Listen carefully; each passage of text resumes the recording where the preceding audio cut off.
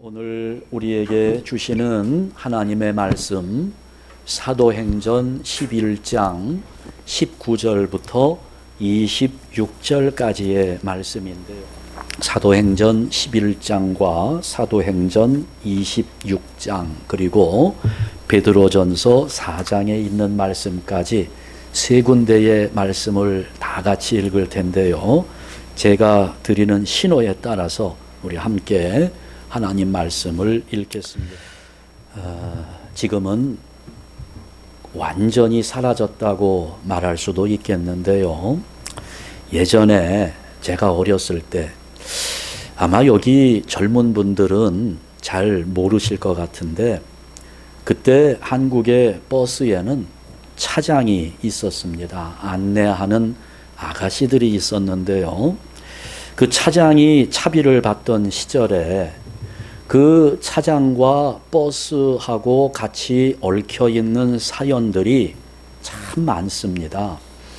지금 생각해 보면 참 아련한 추억인데요.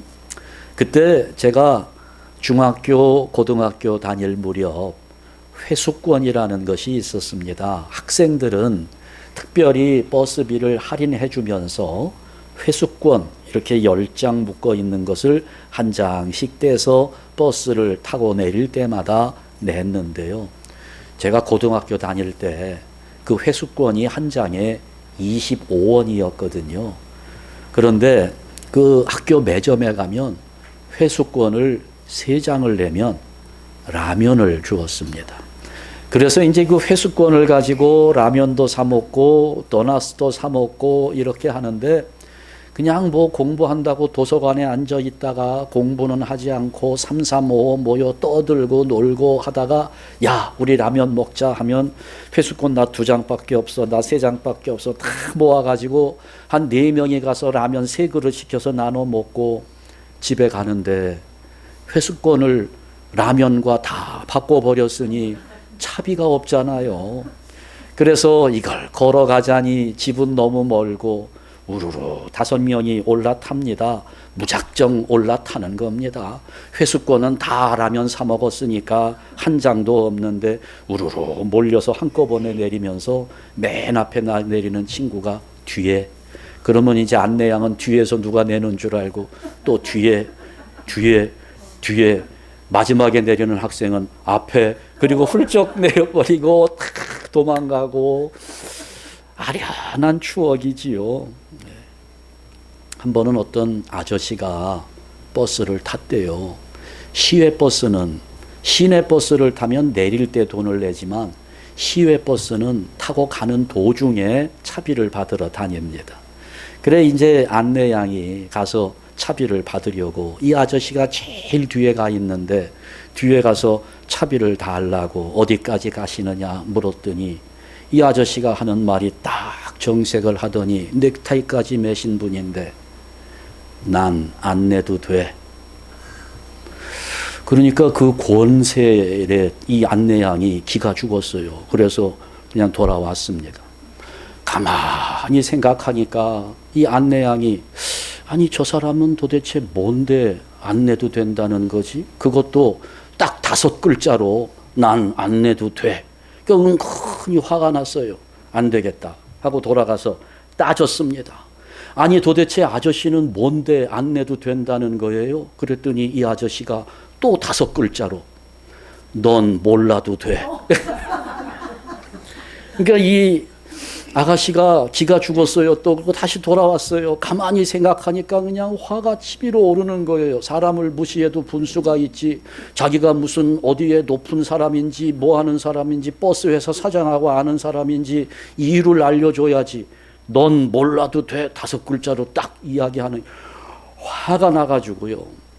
이 아가씨가 자존심이 상한 김에 다시 쫓아갔습니다. 그래가지고 뺨을 한 대 쫙 올려 붙였어요.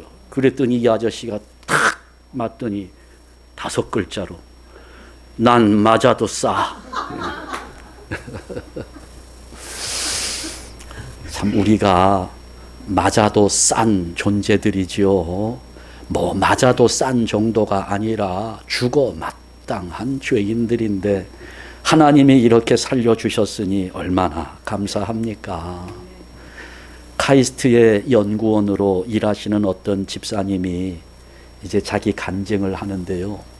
자기가 중학교 3학년 다닐 때 이제 버스를 타고 다녀야 되는데 주일날 교회를 갔습니다.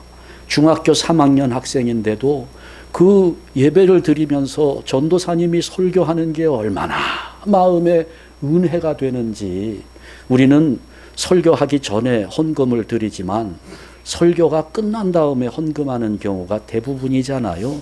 그래 이 중학교 3학년 어린 심령이 은혜를 받고 나니까 그냥 주머니를 털어서 있는 돈 없는 돈 해가지고 전부 다 헌금을 드린 겁니다. 자, 그리고 나서 예배를 마치고 집에 돌아가야 되는데 뭐가 없어요? 차비가 없는 거예요. 그거 어떻게 해요? 그래도 버스를 타야 되는데 집은 너무 먼데 그냥 무작정 버스를 탔습니다. 자, 타기는 탔는데 차비가 없으니 자꾸 차장을 쳐다보게 되는 거예요. 그 안내하는 차장만 쳐다보는데 그 당시 여러분 이 차장들이 나이가 많지는 않아도 얼마나 억셌는지 몰라요. 완전히 콩나물시루 버스잖아요. 사람을 태우고 그 차장은 사람이 튀어나올지도 모르는 그런 상황에 차 문도 안 닫힌 상태에서 손잡이를 양쪽에 잡고 그 나오는 사람들을 꽉 밀어서 안으로 집어넣는 아주 놀라운 괴력을 가지고 있는 분들인데, 아니 근데 중학교 3학년 학생이 그 차장을 가만히 보니까 팔뚝이 자기 팔뚝보다 더 굵은 거예요. 그러니 야 이거 어떻게 하나, 한 대 맞았다가는 내릴 곳은 다 와가는데 마음은 좌불안석입니다. 이걸 어떻게 하나, 머리를 굴리는데 뾰족한 수가 생각나지 않아요. 고민하다가 내릴 때가 다 됐습니다. 내리면서 그래, 자수하여 광명 찾자. 내가 교회에서 은혜 받고 헌금을 다 했는데 기독 학생의 명예를 걸고 자수하리라. 내리면서 그랬어요.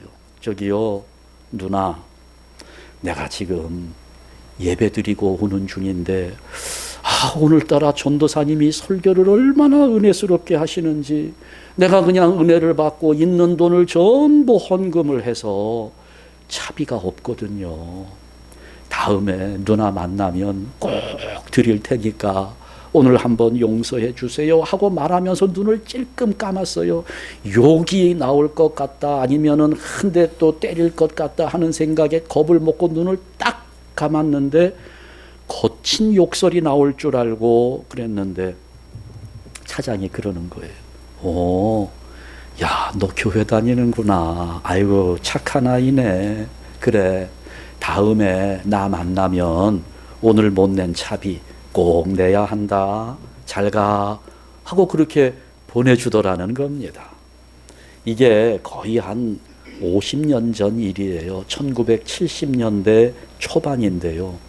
그 이야기, 그 간증을 이렇게 들으면서 보니까 그때만 해도 사람들이 교인을 바라보는 눈은 지금과 달랐다는 생각이 듭니다.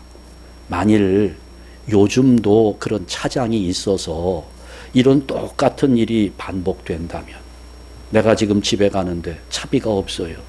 내가 교회에서 은혜 받고 헌금을 다 해가지고 내일 차비가 없으니까 그냥 내려주면 다음번에 내가 차비를 꼭 내겠다고 그렇게 하면 여러분 사람들이 어떻게 할까요? 예? 예. 안 믿어주기만 하면 다행이죠. 바로 위에서부터 아래까지 쫙 훑어보고 이 미친놈 소리 듣지 않으면 다행이지 않겠어요? 그만큼 이 시대에 교인들의 위상이 땅에 떨어졌다는 증거입니다. 오늘 우리에게 이름이 있잖아요. 별명이 있습니다. 그 별명이 뭡니까? 그리스도인이라는 별명이 있어요. 우리가 서로를 그리스도인이라고 합니다. 자기 스스로도 그리스도인이라고 생각하고 있습니다. 그런데 과연 우리가 우리 스스로를 그리스도인이라고 생각하면서 우리는 이 그리스도인이라고 하는 호칭을 어떤 개념으로 받아들이고 있습니까? 어떤 사람이 그리스도인입니까? 주일날 교회 와서 예배 참석하고 있으면 그리스도인일까요? 여러분, 성경에 보니까 성경에 그리스도인이라고 하는 이 이름이 기록되어 있는 곳 딱 3군데입니다. 그걸 오늘 우리가 다 읽었습니다. 사도행전 11장에 한번 나오고 26장에 한번 나오고 베드로전서 4장 이렇게 3번만 나옵니다. 그러니까 여러분, 이 성경이 기록되는 초대교회 시절에는 이 그리스도인이라는 이름이 흔하지 않았다는 것입니다. 특별한 경우에만 이 이름이 사용되었습니다. 아무에게나 이런 이름을 붙여주지 않았습니다. 그러면서 이 교회의 역사가 2000년 동안 내려온 지금에는 아주 흔하게 이 그리스도인이라고 하는 이것이 우리 교회 다니는 사람, 기독교인들을 지칭하는 이름이 되었습니다. 우리에게도 이 별명이 붙어 있는 거예요. 여러분, 굉장히 흔하지 않았던 초대교회 시절에 그리스도인이라고 하는 것은 어떤 의미를 가진 이름이었는지를 아는 것이 얼마나 중요한지 모릅니다. 그리스도인은 어떤 사람인가? 그리스도인은 어떻게 살아야 하는가 하는 것이 우리가 신앙생활 하는 데 있어서 우리의 행실과 말, 언어 생활을 좌우하는 기준이 될 수 있는 것이기 때문에 그리스도인은 어떤 사람인가 하는 것을 바르게 아는 것이 대단히 중요합니다. 그래서 오늘은 이제 우리가 그리스도인이라고 하는 이 이름이 어떤 이름인가를 생각하면서 함께 하나님께서 주시는 은혜를 기다리겠습니다. 첫 번째, 그리스도인은 예수 그리스도를 위하여 목숨을 건 사람들이라는 것입니다. 그리스도를 위하여 목숨을 건 사람들입니다. 여러분, 이 이름이 처음으로 사용된 곳은 바울과 바나바가 함께 목회하고 있었던 안디옥 교회입니다. 안디옥 교회는 이 두 사람의 열심으로 굉장한 부흥을 이루었습니다. 교인들 모두가 서로를 사랑하고 섬기고 이웃을 위하여 희생하는 삶을 살아갑니다. 그러니 삶 자체가 얼마나 아름답고 모범적인지 그 안디옥 교회에 다니는 교인들을 바라보는 사람들이 저 사람들은 일반 사람들과는 다르다. 저 사람들은 그리스도인이다. 크리스찬이다. 예수 그리스도를 충성스럽게 따르는 사람들이라고 불러주기 시작했습니다. 중요한 점은 성도들이, 교인들이 자기들끼리 서로를 향해서 그리스도인이라고 부른 것이 아니고 교회 밖에 있는 사람들, 교회에 다니지 않는 사람들이 교회 안에 있는 사람들을 향해서 그리스도인이라고 불러주었다는 사실입니다. 불신자들이 볼 때에 저 교회에 다니는 사람들은 얼마나 성실하고 착하고 사랑이 많은지, 그리스도라고 하는 분이 바로 저 사람들이 보여주는 저런 모습의 그런 분이었구나, 이런 생각을 하면서 그 교인들을 보면서 그리스도를 따르는 사람들, 그리스도인이라고 불러준 것입니다. 살아가는 모습이 너무 특별하니까, 일반 세상 사람들과는 달라 보이니까, 그러니까 그 모습을 보면서 그리스도인이라고 구별해서 불러주었다는 겁니다. 여러분 다 별명들 갖고 계시지요?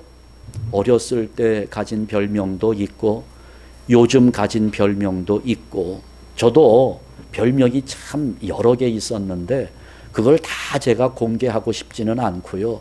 공개할 수 있는 별명 하나만 공개해 볼게요. 저를 100m 미남이라고 그렇게 별명을 붙였어요.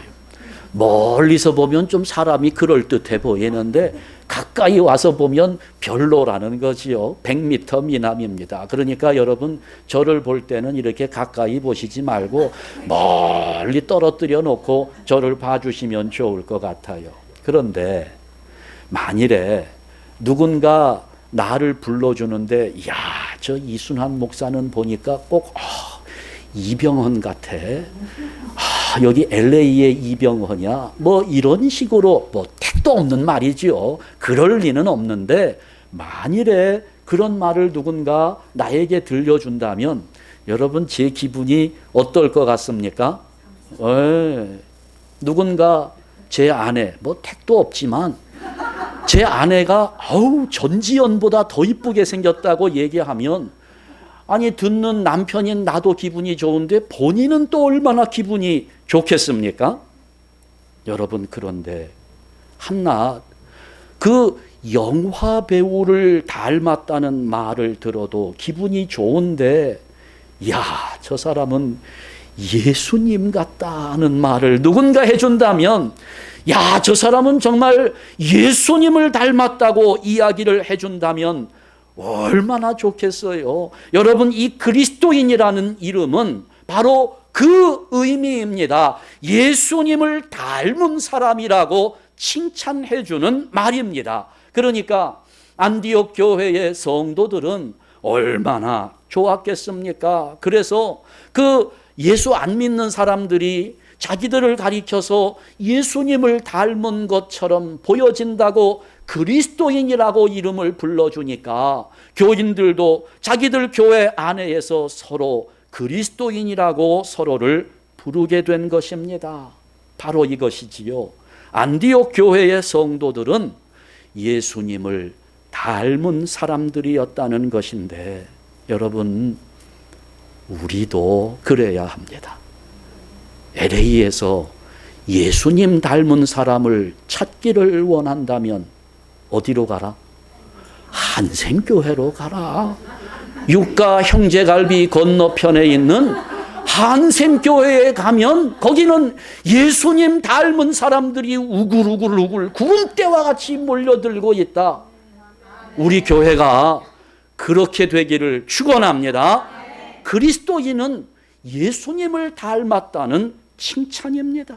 예수 안 믿는 사람들이 우리를 보면서 예수님을 닮았다고, 저 사람들은 그리스도인이라고 이렇게 부를 수 있도록 해야 되겠는데, 그러면 우리를 그리스도인이라고 부르게 하려면 어떻게 해야 될까? 안디옥 교회 성도들이 어떤 성도들이었는지를 알아야 합니다. 자, 19절 말씀을 한번 보시게 되면, 그때에 스데반의 일로 일어난 환난으로 말미암아 흩어진 자들이 베니게와 구브로와 안디옥까지 이르러 유대인에게만 말씀을 전하는데, 이렇게 되어 있죠. 이 안디옥 교회의 신앙은 스데반의 순교에서부터 시작된 것입니다. 스데반이 순교하면서 교회 역사에 큰 전환점이 주어지게 되는데, 이 스데반 집사의 순교를 필두로 해서 교회에 엄청난 핍박이 시작됩니다. 아주 맹렬하게 교인들을 핍박했습니다. 그러니 극심한 핍박 속에서 목숨을 걸고 나의 신앙을 지키겠다고 하는 사람들이 예루살렘을 떠나기 시작했습니다. 베니게로, 구브로로, 안디옥까지 목숨을 지키면서 자기 목숨을 내놓고라도 신앙을 지키겠다고 하는 사람들이 여기에 흩어지기 시작했습니다.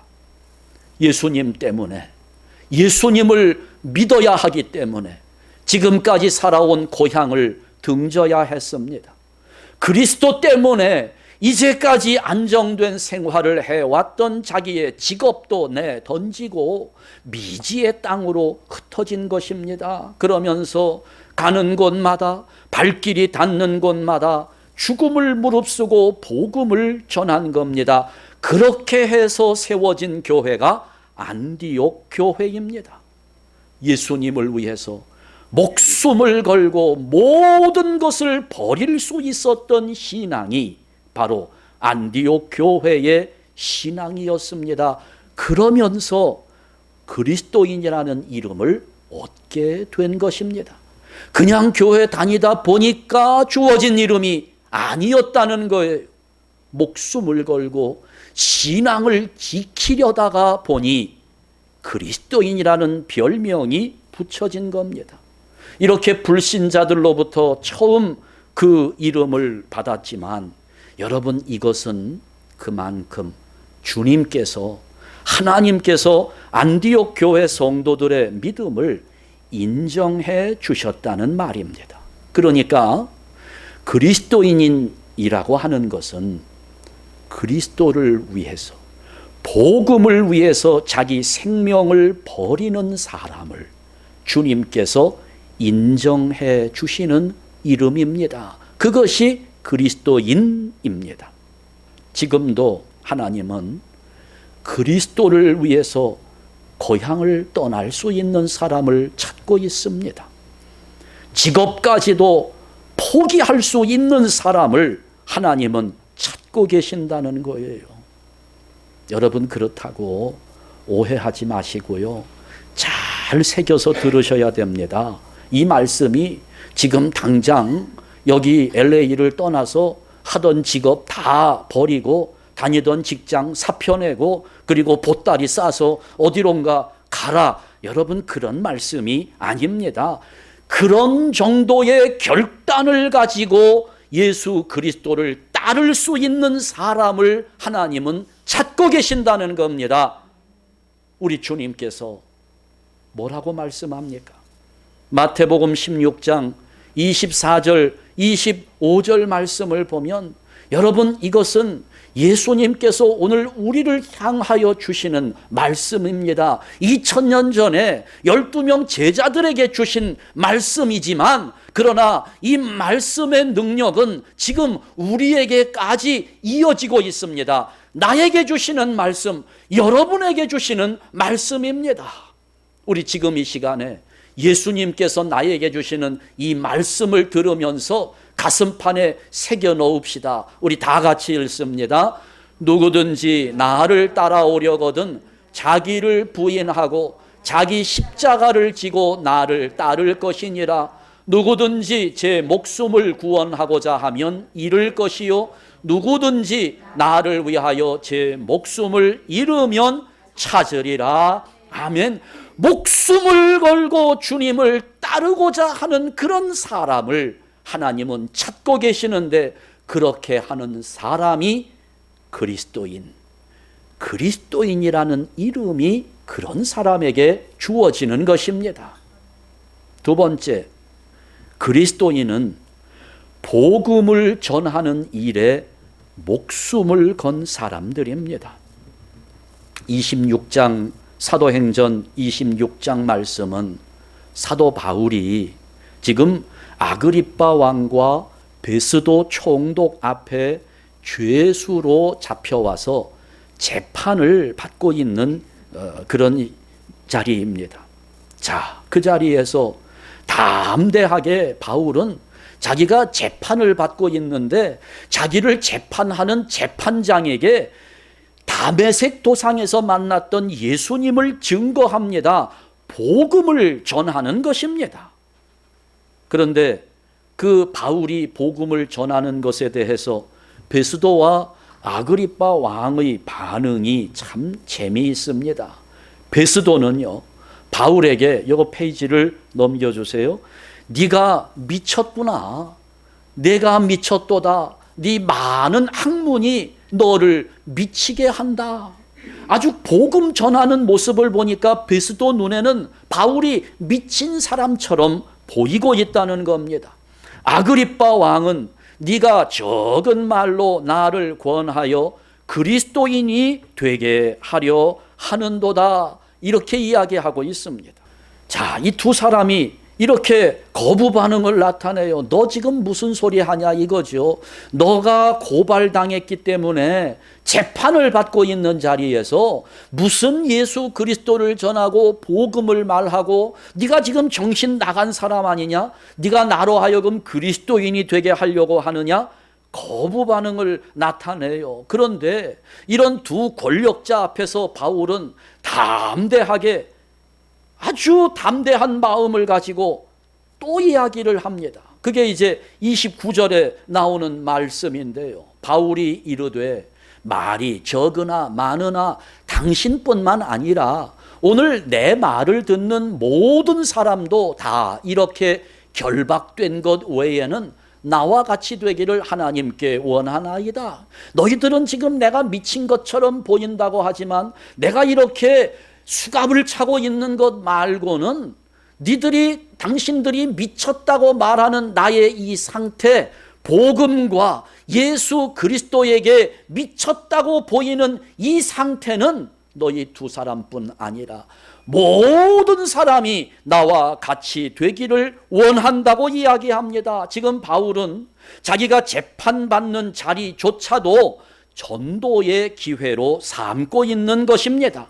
자기를 다루는 재판관들까지도 그리스도인이 되게 하려고 하는 그런 사람이에요. 네가 나를 그리스도인이 되게 하려느냐? 이 아그리빠의 반응을 보세요. 오히려 지금 누가 재판장이고 누가 죄수인지 이게 잘 구분이 되지 않아요. 재판하고 있는 사람이 재판받고 있는 사람에게 설득되어 가는 과정이 기록된 것처럼 보입니다. 능숙한 사냥꾼 앞에 궁지에 몰린 짐승이 모든 희망을 포기하고 으르렁대는 것처럼 그렇게 보여요. 누가 죄수인지 누가 권력자인지.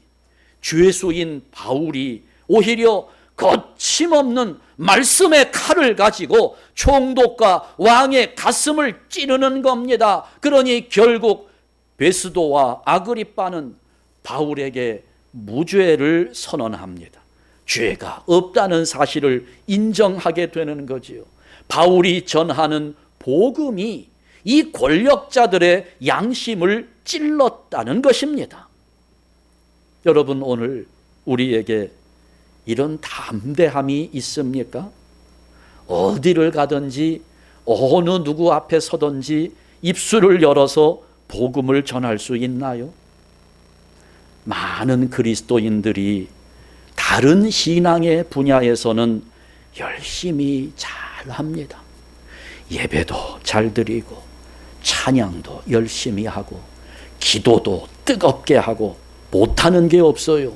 봉사도 잘하고 참 교회들마다 보면 서로 설거지 하겠다고 자기가 설거지 하겠다고 그러다가 또 싸우잖아요. 싸울 만큼 아주 목숨을 걸고 설거지를 하겠다고 하는데 잘해요. 봉사도 잘합니다. 그런데 유독 전도에는 약한 모습을 보입니다. 왜 그럴까요?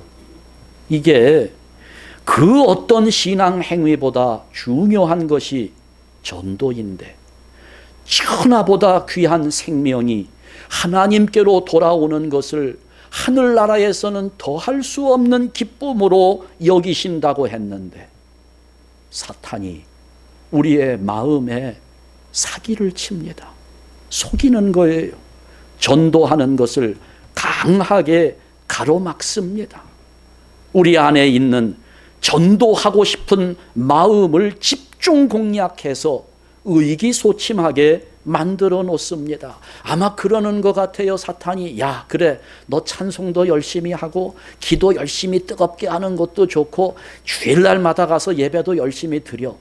그런데 한 가지 전도만큼은 하지 마. 그거 다른 사람 왜 귀찮게 하고 종교 신앙은 자유인데 그 사람은 그 사람 신앙을 갖는 것이지 뭘 그렇게 신앙을 강요하려고 너 한 사람 너 한 사람이나 열심히 예배드리고 기도하고 찬송하고 그렇게 하면 되지 않나 하면서 우리의 신앙을 의기소침하게 만들어 놓습니다. 그러니 아무리 좋아 보이는 믿음도 전도하는 일에는 기가 죽고 마는 거예요. 그러면서 하는 말이 뭐예요? 나는 뭐가 없어요? 전도에 은사가 없다. 여러분, 속임수입니다. 사탄이 우리를 속이는 거예요. 전도는 은사가 아닙니다. 은사는요, 하나님께서 그 은사를 주시는 사람도 있고 안 주시는 사람도 있어요. 전도는 은사가 아니라 사명입니다. 은사가 아니고 사명이기 때문에 누구나 감당해야 될 일인 거예요. 우리에게 주어진 사명인데 여기에서 은사 타령을 하면서 나에게는 은사가 없다고 자기를 합리화하도록 사탄이 우리에게 속임수를 쓰는 것입니다. 물론 이 전도의 역량은 서로 다를 수 있어요. 그래서 어떤 사람에게는 많은 열매가 있기도 하고 어떤 사람에게는 열매가 적기도 하고 달라질 수 있습니다. 그러나 전도의 열매는 양이 문제가 아닙니다. 얼마나 많은 사람에게 내가 복음을 전하고 얼마나 많은 영혼들을 하나님께로 돌아오게 했느냐, 숫자가 중요한 것이 아니라 전도에 있어서 가장 중요한 부분은 내가 얼마나 세상 앞에 담대한가 하는 것입니다. 하나님께서 내게 주신 이 사명을 가지고 믿지 아니하는 사람들에게 얼마나 담대하게 전할 수 있느냐가 중요한 것이지 얼마나 많은 사람을 데려왔느냐가 중요한 것이 아니라는 겁니다. 물론 많이 데려오는 것이 좋기는 하지만 여러분, 거기에서 우리가 기죽을 필요는 없다는 겁니다. 한 사람도 데려오지 못했다 할지라도 내가 뿌린 그 복음의 씨앗은 언젠가 하나님께서 누군가를 통하여 열매 맺게 하신다는 사실을 우리가 믿고 있는 한, 한 사람의 영혼의 열매를 거두지 못했다 할지라도 나는 믿지 아니하는 자들에게 복음을 전하고 담대하게 나아가서 전할 수 있는, 이것이 전도에 있어서는 가장 중요한 겁니다. 내가 얼마나 담대한가. 그래서 우리 주님께서 하라 하실 때에는 언제 어디서든지 나아가서 부끄러워하지 말고 그 복음을 증거할 수 있는 담대함이 우리에게 있어야 한다는 것입니다. 베드로전서 4장 16절에서 이렇게 말씀합니다. 우리 한번 다시 다 같이 읽습니다. 만일 그리스도인으로 고난을 받으면 부끄러워하지 말고 도리어 그 이름으로 하나님께 영광을 돌리라. 아멘. 고난당할 수 있잖아요. 실패 경험할 수 있습니다. 일이 꼬일 수도 있습니다. 그러나 베드로는 그렇게 어려운 고난이 있을지라도 부끄러워하지 말라는 거예요. 그거 가지고 가슴 아파하지 말라는 겁니다. 오히려 그렇게 고난의 자리에서 하나님께 영광을 돌리는데 뭘 가지고 영광을 돌려요? 그 이름으로 영광을 돌리라는 겁니다. 어떤 이름입니까? 그리스도인, 내가 예수님을 닮았다는 이름, 그 그리스도인이라고 하는 이름으로 고난받는 현장에서도 부끄러워하지 말라는 겁니다. 내가 손해를 보았어도, 배신을 당했어도, 어떤 일이 꼬임 속에서 내가 안타까운 마음을 가졌을지라도 그 자리에서 나는 그리스도인이라는 이름으로 하나님께 영광을 돌리라는 것입니다. 여러분, 그리스도인은 바로 이런 것입니다. 예수님과 함께 고난받기를 마다하지 않는 사람입니다. 우리가 그런 사람입니다. 예수님을 닮은 사람, 그리스도인입니다. 우리 이름에 부끄럽지 않은 삶을 살아야 하고요. 그리스도인으로서의 자부심으로 가득 차 있는 그런 담대함으로 이 세상을 이겨야 할 사람들입니다. 나를 위해서 십자가를 지고 가신 주님을 위하여 목숨을 걸고 복음을 위해서 생명을 드리는 그리스도인 될 수 있기를 바랍니다. 여러분, 많지 않아요. 우리 인생의 남은 날들이 짧습니다. 이제 얼마 살지 못할 거예요. 이 세상도 영원하지 않습니다. 예수님 재림하실 날, 여러분 재림하시는 예수님의 발자국 소리가 들리잖아요. 여기저기서 예수님 발자국 소리가 들리고 있습니다. 징조가 일어나고 있어요. 엉뚱한 거, 헛된 것에다가 목숨 걸지 말고 예수님과 복음을 위해서 목숨을 걸기로 결단하고 2023년부터는 남아있는 인생 참 그리스도인으로, 진정한 그리스도인으로 예수님을 닮아가는 우리 한샘교회 성도들 되시기를 주님의 이름으로 축원합니다. 기도하겠습니다. 하나님 아버지, 오늘 우리에게 그리스도인이라는 이름을 주시고 그 이름에 따른 복과 은혜도 허락해 주셨음을 진심으로 감사합니다. 그러나 우리의 모습을 볼 때 이 이름이 너무나 부끄럽습니다. 주님을 위해서, 복음을 위해서 목숨을 걸기는커녕 부끄러워하면서 그리스도인의 이름을 애써 감추려 했던 죄인들이 바로 우리들입니다. 자비로우신 하나님 아버지, 불쌍히 여겨주시고 긍휼과 자비를 베풀어 주시옵소서. 비록 우리가 지금까지는 이렇게 부끄러운 모습으로 살아왔다 할지라도 이제부터는 2023년부터는 예수 그리스도 우리의 구세주를 위하여 목숨이라도 포기할 수 있는 담대한 그리스도인으로 살아가게 하여 주시기를 소원합니다. 이 이름과 잘 어울리는 삶의 모습을 우리에게 허락하여 주시옵소서. 하나님 자녀다운 삶을 살게 하시고 자랑스럽게 그리스도의 십자가를 이웃에게 증거하는 삶을 살도록 용기를 내게 하여 주시옵소서. 예수 그리스도의 이름으로 기도하옵나이다. 아멘.